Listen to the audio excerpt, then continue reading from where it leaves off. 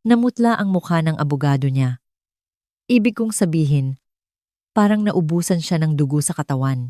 Si Attorney Villarreal, ang pinakamahal na abogado sa annulment sa buong bansa. Ang lalaking hindi raw natatalo ay nakatayo doon na nanginginig ang mga kamay habang binubuklat ang mga dokumentong hindi niya inaasahang makikita. Ang asawa ko, si Vicente, ay nakaupo sa tabi niya.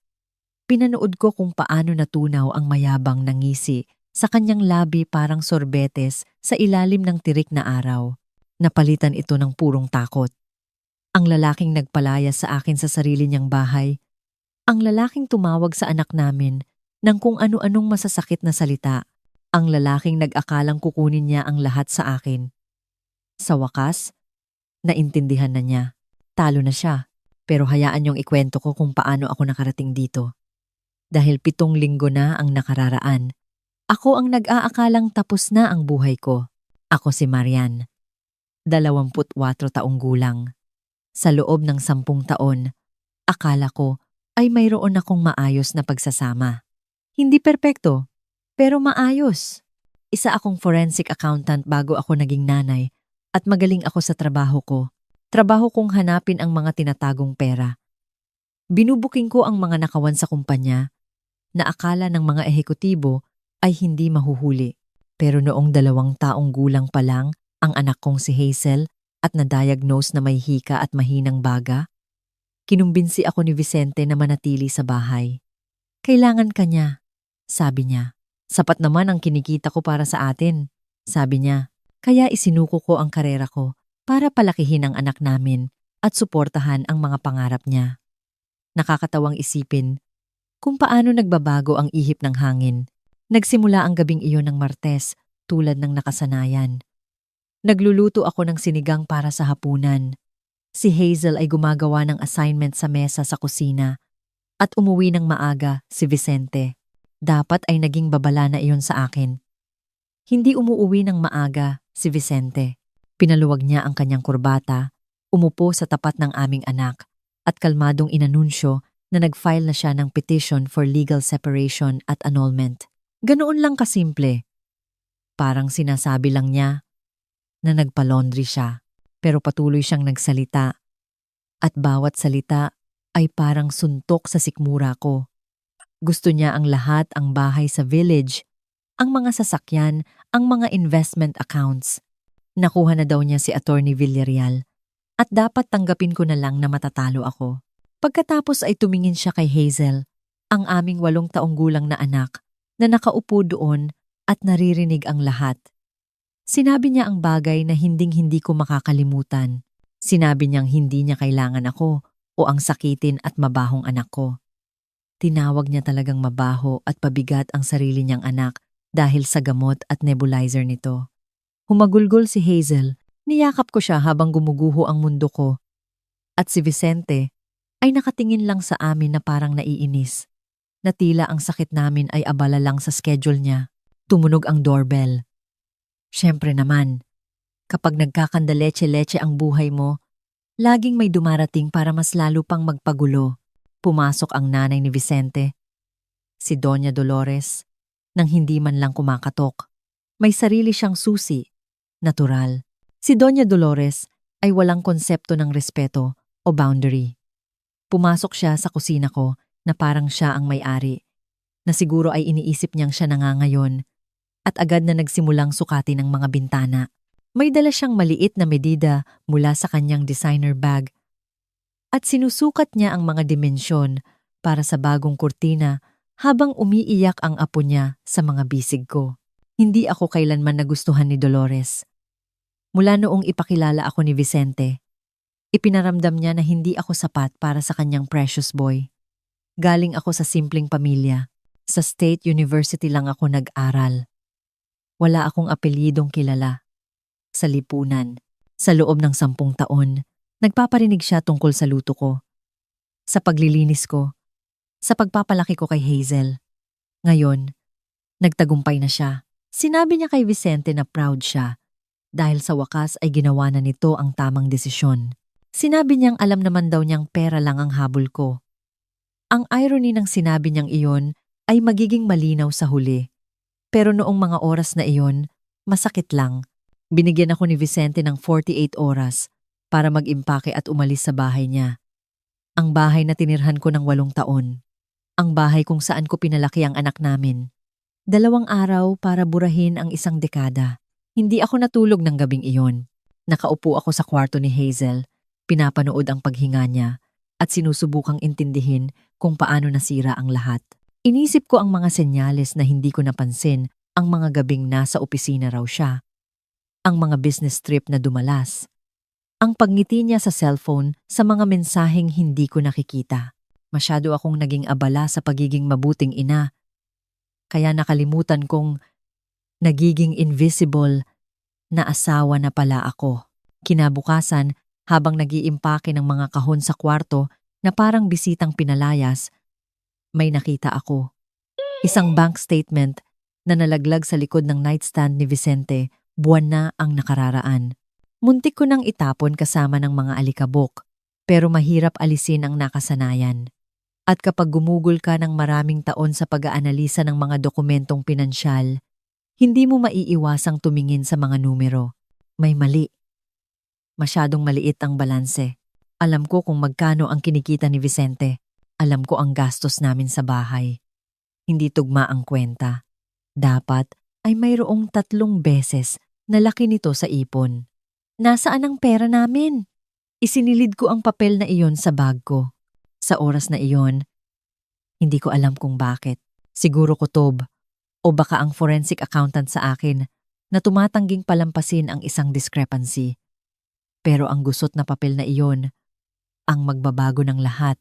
Nakatayo si Vicente sa may pinto habang isinasakay ko ang huling kahon sa luma kong kotse. Nakasakay na si Hazel sa likod, yakap ang stuffed toy niyang kuneho at litong-lito kung bakit kami aalis. Hindi siya niyakap ni Vicente. Hindi man lang siya tinignan. Tiningnan lang nito ang relo niya na parang naaabala namin siya. Sa mas importanteng lakad siguro golf o ang babae niya. Nagmaneho ako palayo sa bahay na tinulungan kong ipundar, sa buhay na binuo ko, at sa lalaking akala ko ay kilala ko. Tinanong ako ng anak ko kung kailan kami babalik. Wala akong sagot, pero hawak ko ang bank statement na iyon. At mayroon akong 10 taon ng profesional na pagsasanay na tila nakalimutan na ni Vicente. Bago tayo magpatuloy, kung nagugustuhan mo ang kwentong ito, pakipindot ang subscribe at sabihin sa comments kung taga saan ka. Binabasa ko ang bawat komento at nagpapasalamat ako sa inyong suporta. Hindi na kontento si Vicente sa paghihiwalay lang namin. Gusto niya akong sirain ng tuluyan. Sa loob ng ilang araw, hindi na sumasagot sa tawag ko ang mga kaibigan namin. Isa sa kanila ang umamin kung bakit. Ipinagkalat pala ni Vicente na baliw ako. Sinabi niyang may problema ako sa pag-iisip at droga. Ipinahiwatig niyang hindi ako karapat-dapat na ina. 10 taon ng pagiging tapat na asawa at ina. At bigla na lang akong naging kontrabida sa sarili kong kwento. Nalaman ko sa huli na buwan na pala niyang ginagawa ang kwentong ito. Mga parinig sa mga party, bulong-bulungan sa mga kapitbahay. Inihahanda na niya ang lupa bago pa man ako makahalata. Dapat naging manunulat na lang siya ng teleserye kaysa negosyante. Pero ang pinakamasakit ay dumating sa sulat 3 linggo bago pa man siya mag-file ng annulment. Isang sulat mula sa HMO o health insurance na nagsasabing hindi na covered si Hazel. Tinanggal niya ang anak namin sa policy. Ang anak kong may hika na kailangan ng regular na check-up at gamot araw-araw ay biglang walang insurance. Dumating ang unang resibo sa gamot sa maliit na apartment na inuupahan namin. Tinitigan ko ang presyo at halos masuka ako. Higit pa ito sa upa namin para sa isang reseta. Hindi na ito tungkol sa pera. Tungkol na ito sa buhay ng anak ko. Ginagamit ni Vicente ang anak namin bilang sandata at wala siyang pakialam kung masaktan man ito. Sa tingin ko, doon nagbago ang lahat sa loob ko. Ang takot ay naging galit. Nakipagkita ako sa isang abogado ng linggong iyon, isang mabait na babae na may magulong opisina at maawain na mga mata. Nang makita niya ang pangalan ng abogado ni Vicente, Bumagsak ang balikat niya. Attorney Villarreal. Bumuntong hininga siya. Sinabi niyang tanggapin ko na lang daw kung ano ang ibibigay dahil ang paglaban kay Villarreal ay parang pagpigil sa bagyo gamit ang payong. Tinanong ko kung magkano ang singil ni Villarreal at nang sabihin niya, naisip kong ang paghinga lang sa harap ng lalaking iyon ay nagkakahalaga na ng 5,000 piso.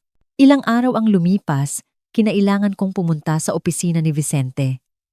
Sa proseso ng hiwalayan, may karapatan ang bawat panig na humingi ng financial documents. Kailangan ko ng kopya ng tax returns. Ang sekretarya ni Vicente, isang tahimik na ginang na nagngangalang Tita Ruth, ang tumulong sa akin. May mababait siyang mata at parang laging kinakabahan. Pero halos hindi ko siya napansin noong araw na iyon dahil sa nakita ko sa pinto ng opisina ni Vicente. Naroon siya. Si Tiffany. 26 na taong gulang, blonde ang highlights, naka-designer na damit, at nakaupo sa mesa ng asawa ko na parang dekorasyon. Tumatawa siya sa sinabi ni Vicente, hinahawakan ang braso nito sa paraang ginagawa ng mga babae sa lalaking karelasyon nila. At nang makita niya ako sa pintuan, ngumiti siya. Hindi nahihiya, hindi humihingi ng tawad. Ngiting tagumpay. Tiningnan niya ako na parang lumang dyaryo na ako at siya ang makintab na kinabukasan. 2 taon na palang tumatagal ang relasyon nila. 2 taon ng kasinungalingan. 2 taon ng mga business trip na hindi naman pala trabaho. Habang nasa bahay ako, nag-aalaga ng anak niya, nag-aasikaso ng bahay, at sumusuporta sa kanya. Siya naman ay bumubuo ng ibang buhay kasama ang iba. Umuwi ako at nagkamaling tingnan ang social media. Ang Instagram ni Tiffany ay isang monumento ng pagtataksil ng asawa ko. Mga litrato sa Paris, mga romantic dinner sa mga restaurant na laging sinasabi ni Vicente na masyadong mahal para sa pamilya namin. Mga bakasyon sa beach na hindi naman namin napuntahan. Bawat caption ay may blessed at grateful. Grateful din ako na hindi pa ako kumakain ng hapunan dahil siguradong isusuka ko lang ito sa galit. Pagkatapos ay dumating naman ang ambag ni Doña Dolores. Sa kahihiyan ko, nag-post siya ng mahabang mensahe sa Facebook tungkol sa kung gaano siya kasaya. Na sa wakas, ay naalis na ng anak niya ang gold digger na nanggancho sa kanya. Isinulat niya na karapat-dapat si Vicente sa mas mabuti kaysa sa isang babaeng hindi man lang makapagbigay ng malusog na apo. Sinabi niya, ang pamilya niya ay may sirang lahi. Talagang tinipa niya ang mga salitang iyon para makita ng lahat. Ang mga komento ay puno ng awa para sa kawawang si Vicente. Dumating ang settlement offer. Ang letterhead ni Attorney Villarreal ay mukhang mamahalin. Napakabait daw ni Vicente. Paliwanag ng sulat. Hahayaan niya akong itabi ang mga personal kong damit at ang luma kong kotse. Ang lahat ng iba pa ang bahay, ang investments, ang retirement accounts ay sa kanya. Makakatanggap ako ng minimum na child support base sa idineklara niyang kita. Na alam kong mas mababa kaysa sa totoong kinikita niya. Mayroon akong 30 araw para tanggapin ito o harapin ang buong puwersa ng kanyang legal team sa korte. Nakaupo ako sa mesa sa kusina sa masikip na apartment na iyon. Naririnig ang ubo ni Hazel sa kabilang kwarto at naramdaman ko ang isang bagay na hindi ko naramdaman sa loob ng ilang linggo. Hindi kawalan ng pag-asa, hindi takot, kundi kalinawan. May nakalimutang mahalagang bagay si Vicente tungkol sa akin.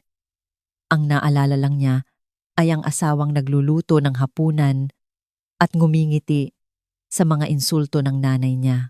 Nakalimutan niya ang babaeng dating naghihimay ng mga madadayang financial statements bilang trabaho. Nakalimutan niya na bago ako naging si Marian na may bahay. Ako si Marian na forensic accountant at napakagaling ko sa trabaho ko. Inilabas ko ang gusot na bank statement mula sa bag ko. Hindi pa rin tugma ang mga numero. At ngayon, aalamin ko kung bakit. 6 na taon ko nang hindi ginagamit ang skills ko. Pero lumalabas na ang ganitong klaseng pagsasanay ay hindi nawawala.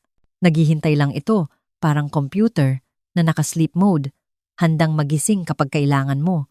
Sinimulan kong ilatag ang mga dokumento sa mesa ko gabi-gabi pagkatapos matulog ni Hazel. Bank statements, tax returns, credit card bills, kahit anong legal na makuha ko. Pati na rin ang mga record na itinabi ko sa loob ng maraming taon dahil ang mga accountant ay likas na mabusisi sa papel. Sabi ng lola ko, ang numero ay hindi nagsisinungaling, pero ginagamit ng tao ang numero para magsinungaling. Ang paghahanap sa kasinungalingan, ang espesyalidad ko. Tinawagan ko ang dati kong roommate sa kolehiyo, si Patty. Sabay kaming nag-aral ng accounting, sabay nagpuyat, at sabay nangarap na mahuli ang mga kriminal na kumpanya. Nagpatuloy siya sa larangan. At matagumpay na ngayon. Nang ipaliwanag ko ang sitwasyon, hindi siya nagdalawang isip. Sabi niya, ang pag-aanalisa sa madadayang pera ng asawa ko ay parang perpektong Friday night gimmick para sa kanya. Pumunta si Patty na may dalang alak, pansit at yellow pad. Inilatag namin ang lahat sa sahig ng sala. Sa loob ng 2 oras, tinuturo na niya ang mga numero at ginagawa ang mukhang iyon na ginagawa niya noong kolehiyo kapag may nahanap siyang anomalya. Sabi niya, Bes, either bobo sa math ang asawa mo o marami siyang tinatago. Ginitian ko siya.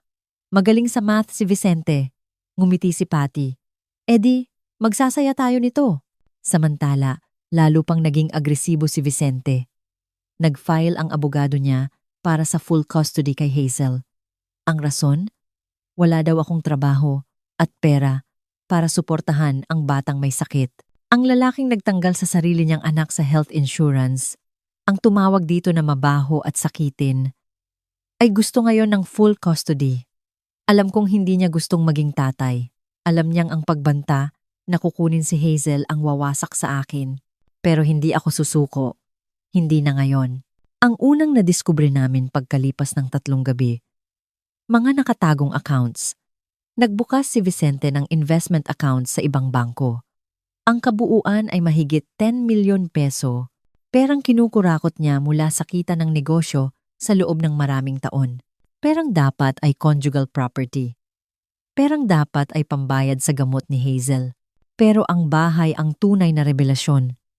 Ang bahay na pilit inaangkin ni Vicente. Naalala ko noong binili namin iyon. 7 buwan akong buntis kay Hazel at masela ng pagbubuntis ko. Naka-bedrest ako. Sabi ni Vicente, siya na ang bahala sa lahat ng papel. Pinapirma niya ako at pumirma ako dahil tiwala ako sa asawa ko. Tanga ko noon. Namatay ang lola ko noong unang taon ng kasal namin. Nagpamana siya sa akin ng 8 milyon. Iyon ang pinakamalaking pera na nahawakan ko at gusto kong gamitin iyon para sa pamilya. Ibinayad namin ang halos lahat ng iyon bilang down payment sa bahay, pera ko, mana ko. Mayroon akong record ng bank transfer, pero nang tingnan ko ang titulo ng lupa, wala ang pangalan ko. Pangalan lang ni Vicente ang nandoon. Ginamit niya ang pera ng lola ko, ipinambili ng bahay, at siniguradong wala akong karapatan dito legal.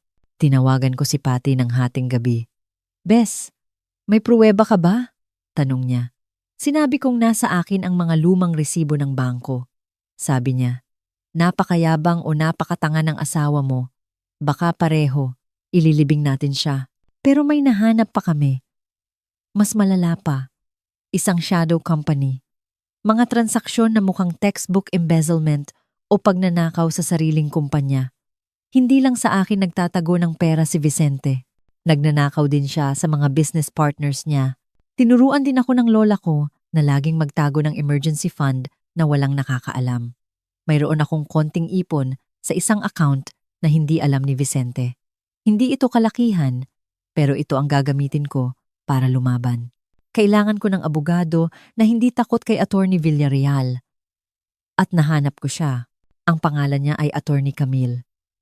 Maliit lang ang opisina niya sa taas ng isang bakery sa bayan. Walang magarang reception, tambak ang mga folder, at isang babaeng tumingin sa akin na parang alam na niyang mananalo ako. Siya ang nirekomenda ni Patty. 22 taon na siyang nasa family law at 2 beses na niyang tinalo si Attorney Villarreal Kunwari ay hindi maalala ni Villarreal ang pangalan niya sa mga event na ikinatutuwa naman ni Attorney Camille. Sinabi ko sa kanya na hindi ko kaya ang mahal na bayad. Tiningnan ni Attorney Camille ang mga ebidensya namin ni Patty. Tumataas ang kilay niya sa bawat pahina. Nang matapos siya, sumandal siya at ngumiti. Sabi niya, tatanggapin niya ang kaso ko. Ang tawag niya sa kaso ni Vicente ay bahay na gawa sa barahan na nakatayo sa Kumunoy. Gusto ko na siya agad. Ang unang utos ni Attorney Camille ay nagpagulat sa akin. Umarte daw akong talunan. Hayaan kong isipin ni Vicente na panalo na siya. Umiyak sa tamang oras. Magmukhang litong-lito sa batas. Kapag naging kampante sila, nagiging pabaya sila. At ang kapabayaan ay nagiiwan ng ebidensya. Kaya ginampanan ko ang papel ng kawawang may bahay. Nang tumawag si Vicente para magyabang, pinaninig ko ang boses ko.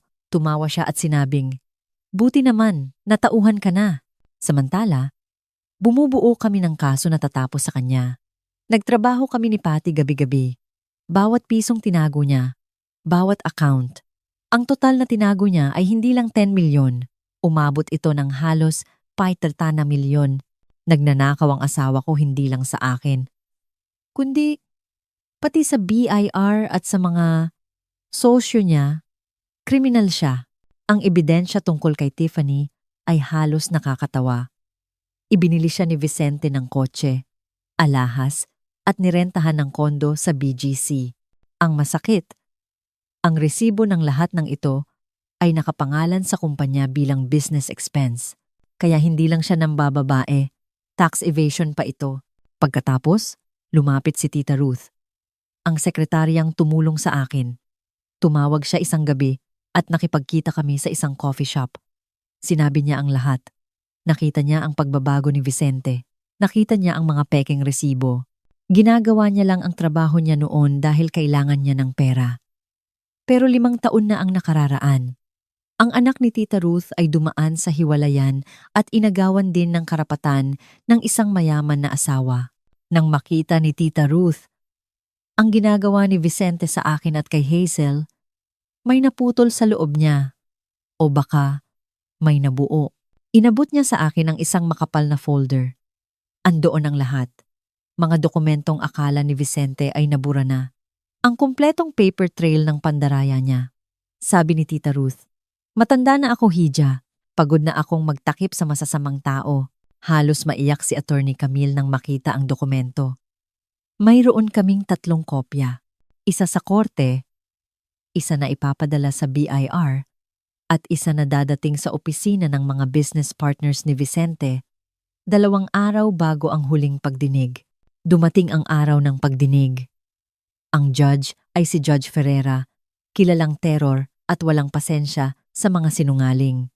Pumasok si Vicente at Attorney Villarreal na parang nasa victory party. Kumindat pa si Vicente sa akin. Nandoon si Doña Dolores sa unahan. Suot ang kanyang mamahaling terno. Handang panoorin ang pagbagsak ko. Nandoon din si Tiffany. Nagse-cellphone. At doon sa likod, nakaupo ang 3 lalaking kilala ko, ang mga business partners ni Vicente. Natanggap na nila ang ebidensya. Hindi nila sinabi kay Vicente na pupunta sila. Ang mga mukha nila ay blanko, na mas nakakatakot kaysa sa galit. Kung nandito ka pa, gusto ko lang magpasalamat sa pakikinig. Kung naaantig ang puso mo, pakipindot ang like button at ishare ito sa mga kilala nyo. Nagpasok ng ebidensya si Attorney Villarreal. Puro kasinungalingan na, kesyo wala akong kwentang ina. Pagkatapos, si Attorney Camille naman, nagsimula siya sa simple. Tinanong tungkol sa bahay. Sabi ni Vicente, siya lang ang nagbayad. Ipinakita ni Camille ang Exhibit A. Ang bank transfer ng 8 million galing sa account ko papunta sa developer ng bahay. Kasabay ng petsa ng pagbili. Namutla si Vicente. Sunod, ang mga hidden accounts. Exhibit C hanggang J. Ang mga perang tinatago niya sa mga bangkong hindi ko alam. Perang dapat ay hati kami. Nagbago ang mukha ni Attorney Villarreal. Ang maskara ng kumpiyansa ay napalitan ng takot. Sunod-sunod ang objection niya, pero overruled lahat ni Judge Ferreira. Ipinakilala ni Camille ang ebidensya ng pandaraya sa kumpanya at sinabing ang impormasyong ito ay naibigay na sa mga business partners na nasa loob ng korte. Lumingon si Vicente at nakita sila sa unang pagkakataon. Nawalan ng kulay ang mukha niya. Umiling lang ang isa sa kanila, si Sir Greg. Humingi ng reses si Villarreal. Nanginginig na ang kamay niya. Hindi pumayag si Judge Ferreira. Ipinakita pa ang ebidensya ng pambababae, ang kotse at kondo ni Tiffany na binayaran gamit ang pera ng kumpanya bilang office expense. Tumingin ako kay Tiffany. Wala na siya sa cellphone. Nakatingin na siya sa exit. Maya-maya, dahan-dahan siyang lumabas ng korte. Alam niyang wala na siyang mapapala kay Vicente. Si Doña Dolores ay tulala, nakabuka ang bibig. Hindi ito ang kwentong ipagmamalaki niya sa mga amiga niya. Sinubukan ni Vicente magsalita. Sinabing kasinungalingan lahat. Pinatigil siya ni Judge Ferreira. Sabi ng judge, sanay siya sa sinungaling. Pero ang kapal ng mukha ni Vicente na mandaya sa asawa, sa kumpanya, at sa gobyerno, nang sabay-sabay ay impressive sa masamang paraan. Ang desisyon ng korte? Full custody kay Hazel. Ang bahay ay inilipat sa pangalan ko dahil pera ko naman talaga ang ginamit. 70% ng natitirang assets ay sa akin dahil sa pandaraya ni Vicente. At kailangan niyang ibalik ang health insurance ni Hazel agad-agad. Ang lalaking nagsabing gusto niya ang lahat ay nawalan ng lahat. Nagsimula ang investigasyon ng BIR pagkalipas ng 3 linggo. Ang mga business partners niya ay nagsampa ng kaso ng estafa. Frozen ang assets niya. Hindi na matutuloy ang bakasyon nila sa Maldives. Tumigil na rin sa pagpopost si Doña Dolores. Nakita ng mga amiga niya ang court records. Mahirap panindigan ang kwentong gold digger ako kung ang anak niya ang nagnakaw ng 30 milyon. Si Tita Ruth ay nag-retire na at masaya sa probinsya. Naka-frame ang card na bigay niya sa akin sa bago kong opisina. Dahil oo, bumalik ako sa trabaho. Maraming kumpanya ang naghahanap ng forensic accountant na kayang magbuking ng malalaking pandaraya. Bumalik kami ni Hazel sa bahay namin. Nag-adopt kami ng pusa na pinangalanan niyang Biscuit. Mas maayos na ang hika niya dahil hindi na kami stress at may pambili na ng gamot. Noong 1 buwan, nakasalubong ko si Vicente sa grocery. Mukha siyang luma. Wala na ang mamahaling suit. Suot niya ay gusot na polo. Nakita niya ako at akmang magsasalita. Pero walang lumabas. Nilagpasan ko siya. Wala na akong sasabihin sa kanya. Sabi ng lola ko, ang universo ay may mahabang memorya at magandang tiyempo. Habang pinapanood ko si Hazel na naglalaro sa bakuran ng bahay na ipinaglaban ko, naisip kong tama siya. Hindi man laging mabilis ang hustisya, pero kapag dumating ito, buong buo. Maraming salamat sa pakikinig. Pindutin ang video sa screen para sa iba pang kwento. Magugustuhan nyo ito. Kita-kits sa susunod.